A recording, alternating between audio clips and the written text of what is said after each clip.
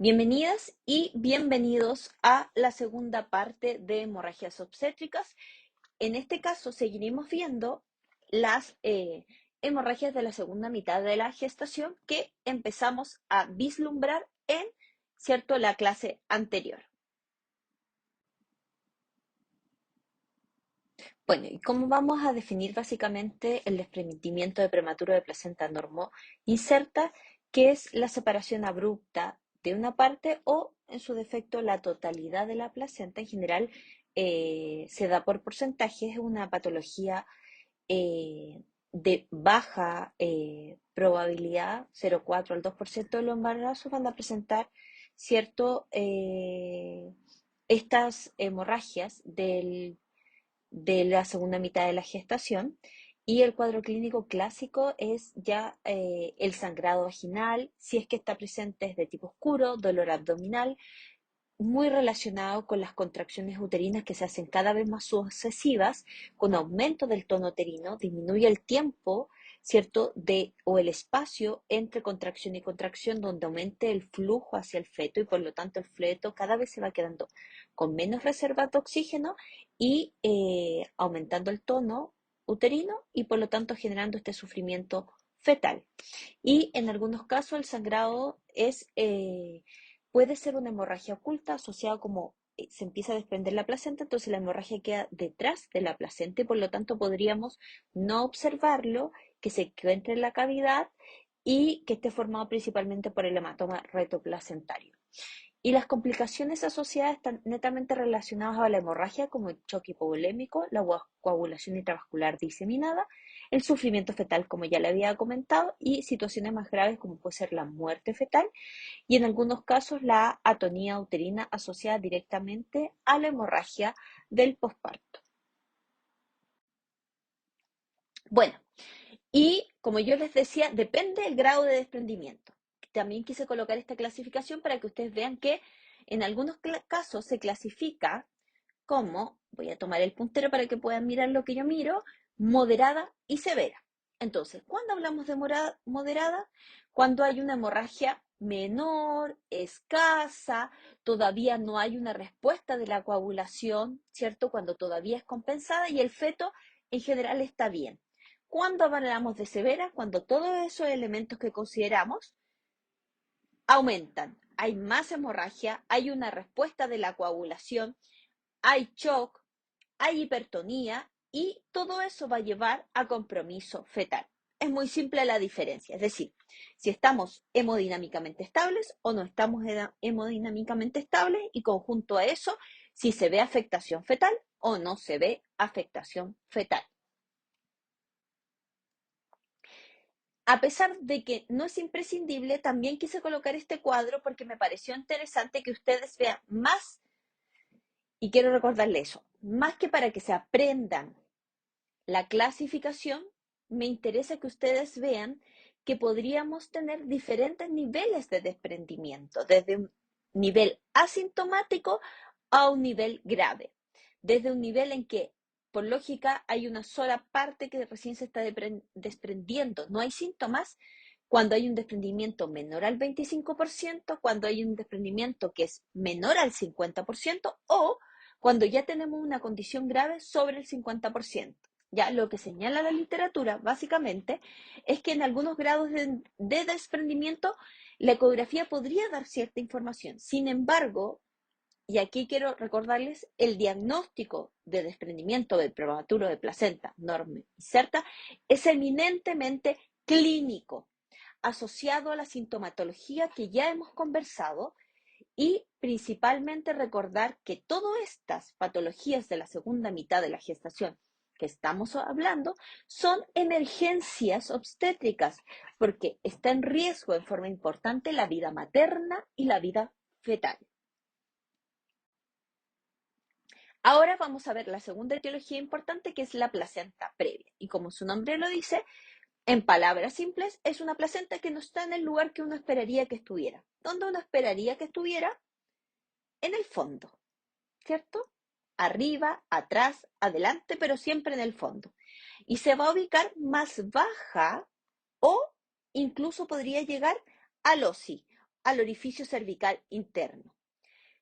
¿Qué gestantes podrían encontrarse en este caso? Aquellas gestantes que tienen cicatrices uterinas, ya lo habíamos conversado, cesáreas previas, edad materna mayor de 35 años, donde podremos encontrar también un envejecimiento de los tejidos, multiparidad, gestaciones múltiples, legrados uterinos que hayan dejado cicatrices internas, tabaquismo, que afecta de forma importante los procesos, ¿cierto?, de vascularización y también afecta los procesos de irrigación, oxigenación de los tejidos, hipertensión crónica con malformaciones uterinas.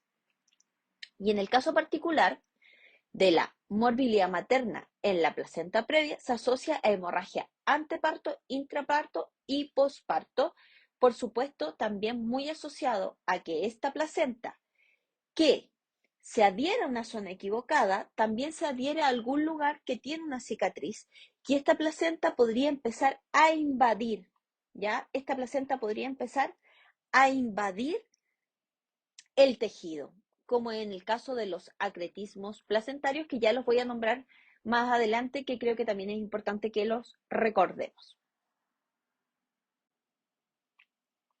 Y en ese sentido también traje dos imágenes para que ustedes vieran. Hay diferentes clasificaciones, pero nos vamos a quedar con la idea que nos podríamos tener. Voy a ir con el puntero para que ustedes vean. Una inserción baja, ¿a qué nos referimos con una inserción baja? El borde del placentario no se relaciona con el orificio cervical interno, pero se encuentra a menos de 30 milímetros de este. Entonces, ¿qué vamos a ver? En el caso de una inserción baja, si ustedes la pueden ver aquí, como su palabra lo dice, está bien abajo, casi llegando al OSI, pero más o menos a menos de 30 milímetros. Marginal, como aquí ustedes la pueden ver, queda justo en la orillita del OSI. Y oclusiva total es cuando actúa como tapón del OSI, se posa sobre el OSI, sobre el OSI. Yo igual les puse aquí una foto que algunos hablan de como oclusiva parcial y oclusiva total, pero en ambos casos, para no complicarnos, es una oclusión total del OSI por parte de la placenta, ¿ya? Obviamente vamos a ver que en el caso de las placentas de inserción baja y las placentas marginales, se observa para determinar si, y se ve la evolución durante el trabajo de parto para observar si es que puede ser un parto por vía vaginal sin hemorragia. Y en el caso de las oclusivas, generalmente lo que se hace en esos casos es cesárea programada porque mecánicamente no es posible, ¿cierto? Físicamente no es posible el proceso.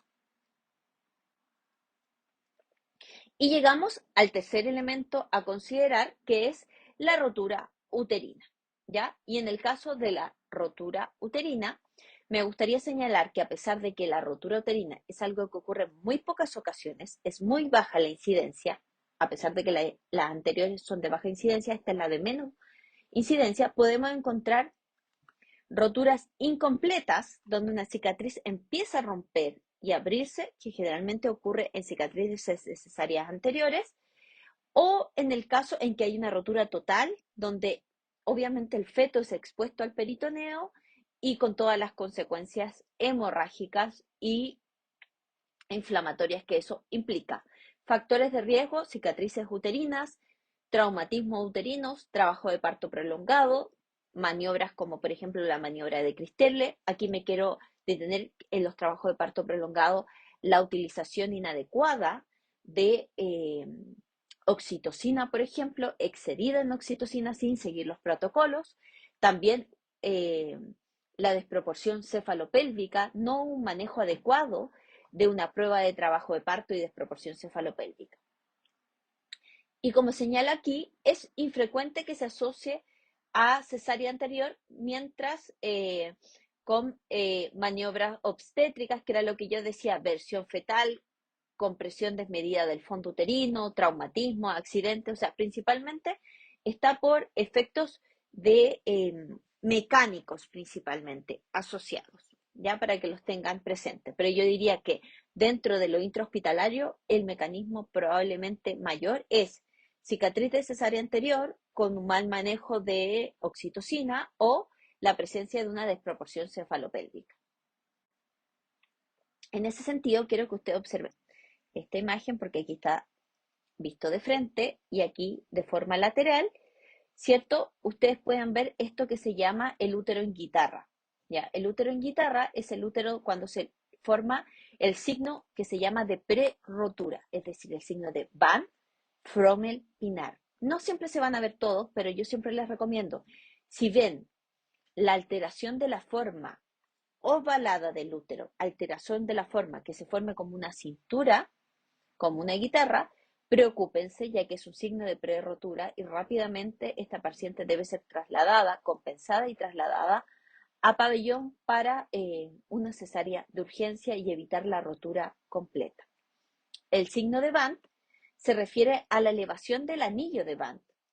Por eso existe esta elevación, aquí voy a ir, miren, existe esa elevación de la estructura uterina hasta la zona de la cicatriz umbilical, ¿ya? Siempre asegurarse que no me haya equivocado y que esta alteración o elevación del útero puede estar asociado, ¿cierto?, a una vejiga llena.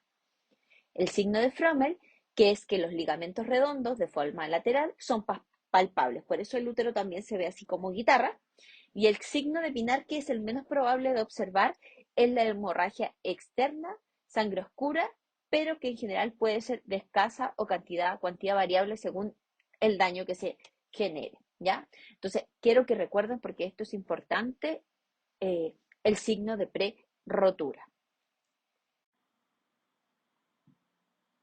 Bueno, ¿qué acciones en general usted como enfermera obstetriz o enfermera obstetriz debe realizar? Este es un parámetro muy general, ya que ustedes se van a dar cuenta que en las sucesivas clases vamos a detallar, pero lo básico de nuestras acciones, sobre todo cuando estamos en establecimientos de baja complejidad, es la monitorización continua de signos vitales o monitorización sistemática de los signos vitales. Oxígeno, por supuesto, oxígeno de alto flujo, aproximadamente de 12 a 15 litros por minuto, pensando que es una paciente que tiene un shock de tipo hemorrágico. Por supuesto, prepararla para el traslado y vamos a profundizar ese tema. Evaluación de la cantidad de sangrado, determinar de alguna forma la cuantía hemorrágica, monitorizar los latidos cardíacos fetales y con ello el bienestar fetal y con ello eh, la vitalidad fetal, y todo está enmarcado en la estabilización hemodinámica necesaria para que la paciente sea trasladada, ¿cierto? Para que el feto sea trasladado in utero, ya que es el mejor método de incubadora que puede existir, que sean trasladados a un servicio de alta complejidad, de manera que se pueda resolver en las mejores condiciones y por lo tanto compensarla, trasladarla y controlarla. Bueno, y hemos llegado a la finalización de la segunda parte de esta clase para posteriormente vernos con todas las patologías o hemorragias del parto y el posparto. Nuevamente recuerden que ante cualquier duda me pueden escribir al foro. Muchas gracias y nos vemos en la próxima.